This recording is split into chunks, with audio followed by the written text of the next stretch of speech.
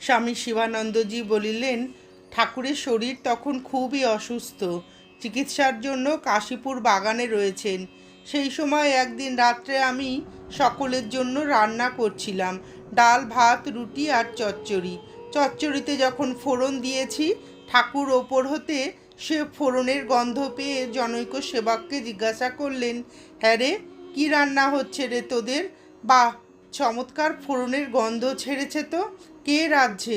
আমি রাজ্যে শুনে তিনি বললেন, যা আমার জন্য একটু নিয়ে আয়। সেই চচ্চড়ি ঠাকুর একটু খেয়েছিলেন।